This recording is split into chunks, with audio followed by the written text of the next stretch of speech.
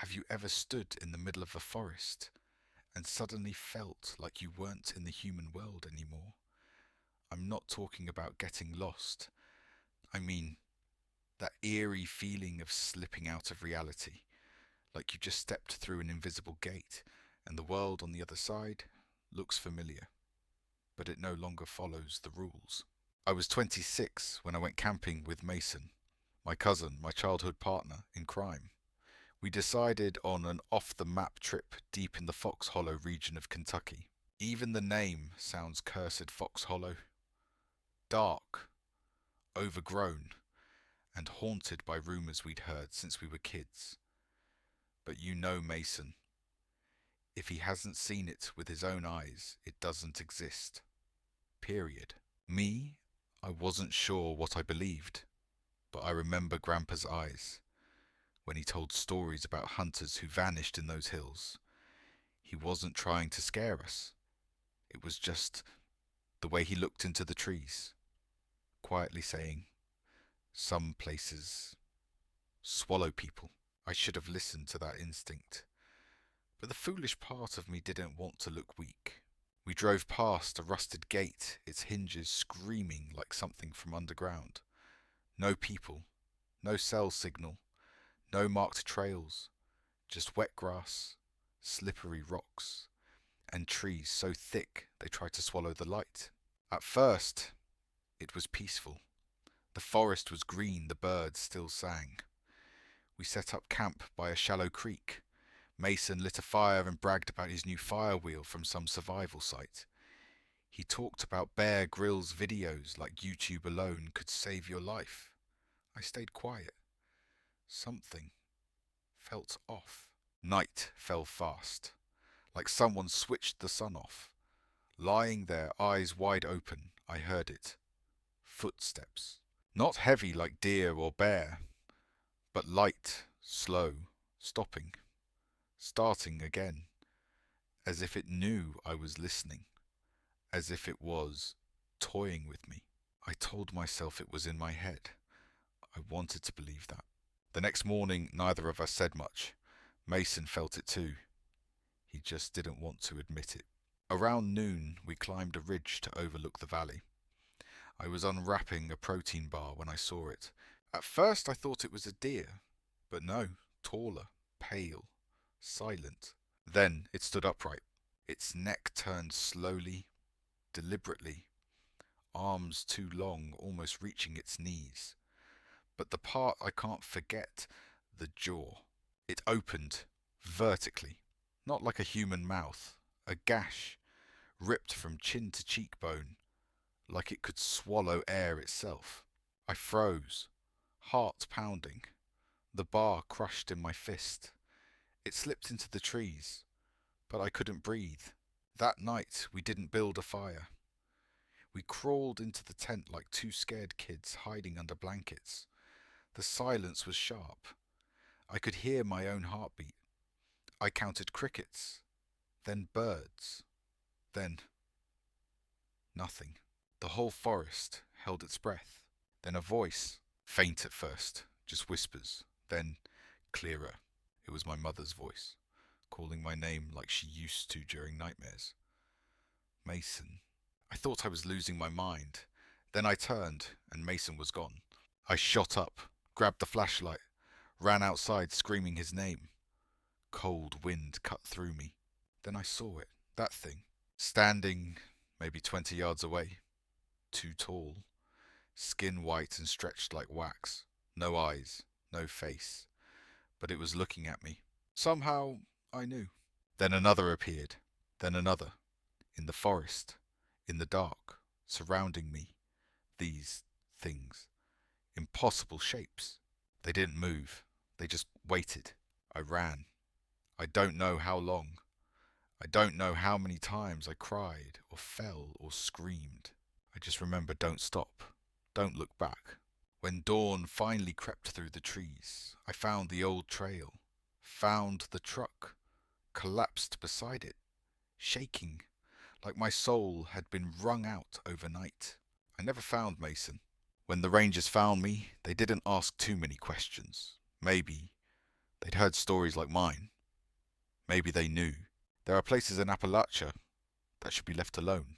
Fox Hollow is not a place to explore. It's a place to forget. And if you're foolish enough to go in, pray it doesn't remember your name. There are places you won't find on any map, not because GPS forgot them, but because they were never meant to be found. I don't think I'm weak. I've camped alone. I've slept in forests with wolves howling just a few 100 meters away. But what I saw at the end of the Polaris Trail that year, it made me realize the forest doesn't just have animals. It has memories. It has rules. And it holds on to things that never leave. I had returned to my grandfather's old farm to clean up after he passed. The house nearly swallowed by the earth. Grass climbing over the porch roof. Vines strangling the antenna pole. But what stopped me was the Polaris key, still hanging on that same rusty nail by the door. Just like when I was 14, tearing down the hills in that ATV while Grandpa watched, never laughing out loud, but always smiling in his own quiet way. I thought, just one ride, just one loop, to remember him. My first mistake was going out near dusk. The road behind the house faded from cracked concrete to hardened red dirt, then to a trail cut deep like wounds in the earth. I thought I remembered the path, but the forest had changed too much. I passed under a thick canopy where the trees leaned into each other like they were hiding something. And then I found the clearing. 3 abandoned trailers arranged in a crooked horseshoe. No doors, no windows, just rusted steel frames and the smell of metal rotting in the wind. But what made me stop were the fresh tire tracks. No dust, no leaves. The dirt still soft, still sunken. Someone had been here. Recently. I stepped off the Polaris and into one of the trailers. The floor was coated in rotting leaves. A mouldy carpet in the corner. And then bones. Small, clean, bleached white. Stacked neatly, like someone had cared for them. I turned to leave. Then noticed something I missed on the way in. A rope strung across the doorway. On it, skulls. Small ones. Some the size of wildcats. Others like squirrels. Each drilled and threaded together, swaying ever so gently. Even though there was no wind. I don't know how long I stood there. But when I backed up, my head tapped the doorway, and all the skulls rattled at once. Like a warning. I should have left, jumped back on the ATV and gotten the hell out. But instead, I kept going. Maybe because deep down some part of me needed to know, needed to see who or what had been here. That's when I saw it. A collapsed stone wall, maybe once a foundation. Inside, a black hole in the ground. A cellar door, almost as tall as me. I raised my flashlight, but the smell hit first. Rotten, sweet, wet, like something buried too long in damp soil. I wanted to step back, but I heard footsteps behind me. I spun around, and my light landed on the face of a man. Old canvas hat, silver beard, eyes so deep I couldn't see the colour. He didn't look angry, but his mouth twisted into a smile. Not warm, not human. He said, "Don't go in there." I didn't even get to respond. He raised a finger to his lips. "Shh. You don't belong here." And then he whispered a word that froze my spine. "Run." I ran. I didn't care where. Branches lashed my face. The ground slipped under me. But I only had one thought: don't let it touch me. I don't know what it was. Only that something stepped out of that hole. Something that lived between life, death, and everything in between. I made it back to the house by dawn, threw the Polaris keys back on that old nail. My hands still shaking. I never told anyone. Not because I was afraid they'd laugh, but because I didn't know what to call what I saw. It wasn't a ghost, wasn't a monster. It was the living memory of the land, and I had wandered into a story I was never meant to read. So if you ever see a line of bones strung together in the forest, don't stop. Don't ask. Don't try to understand. Just turn around and run. There's a kind of silence that doesn't come from peace. It comes from the feeling that something is listening to you breathe. I used to think those old wooden cabins in Blue Ridge were just places that held memories. But after that one afternoon, I learned some memories don't want to be touched, and they have ways to remind you. I came to the cabin to help Paige, my cousin, pack up after her grandfather died. An old, lonely man died in the kitchen. No one knew until the mail piled up too high on the porch. I didn't want to go, but Paige, she was the last one left in our family, and when she called me, her voice was thin like a thread. I couldn't say no. The cabin sat so deep in the forest that GPS gave up. We followed a narrow path through the hills, branches scratching our legs, tall grass brushing our knees. When we finally reached the cabin, we both stood still for a moment, as if the air itself pressed against our chests. Paige's hand trembled as she unlocked the door. Inside darkness, the smell mildew, mixed with old cooking oil.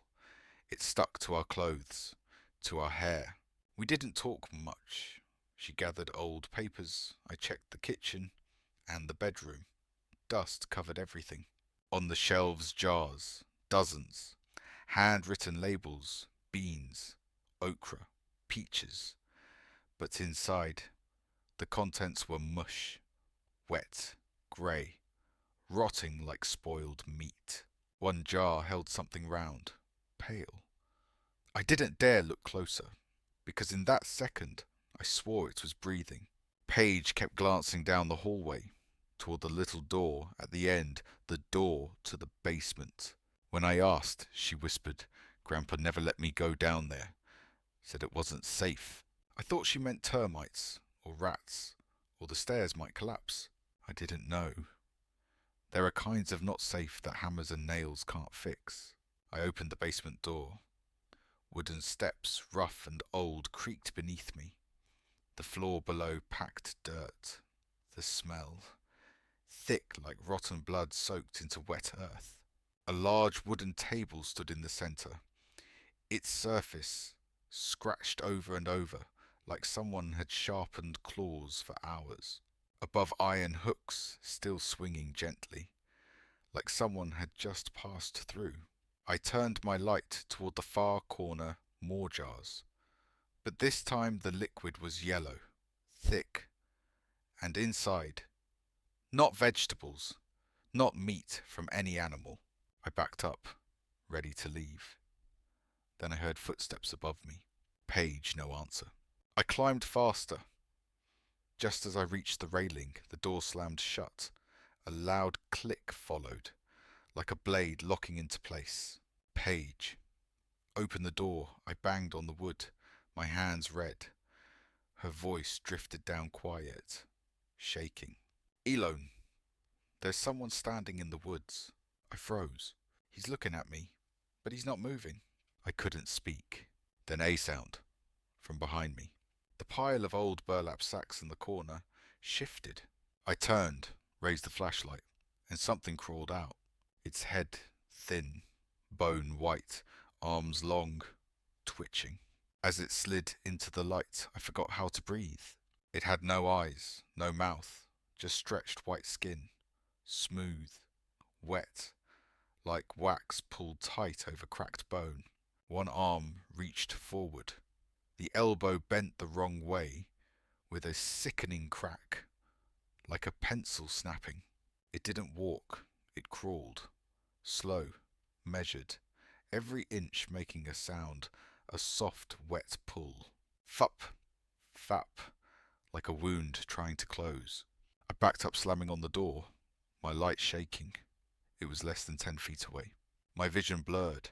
I screamed, "Paige, open the door, please." Nothing. It kept crawling, no sound, but I could feel it. It could smell my fear. The third time I threw my shoulder into the door, it burst open. I tumbled into the kitchen, choking, covered in dust and cold sweat. Paige stood there, eyes wide. She said one thing. He turned and walked back into the woods. I didn't ask. I didn't look back. We drove away, left everything, took only the shaking breaths and a memory I'll never be able to fully tell. People often ask me, why do you like camping alone? I used to give answers that sounded reasonable, to find peace, to escape the city, to reconnect with myself. But I don't say those things anymore. Because once you hear breathing behind you, and it isn't yours, out in the middle of nowhere, far from anyone, you stop thinking that being alone is freedom. That trip started like any other. I planned it down to the detail maps: GPS, hand crank, radio knives, dried food, 3 layers of clothing, backup batteries. Everything was fine. Too fine, maybe. 2 days through unnamed paths in Blue Valley. I pitched my tent in a low clearing between 3 massive rocks, right where a creek carved white veins through the stone. The first night passed quietly. So quiet I could hear the wood in the fire cracking as it cooled.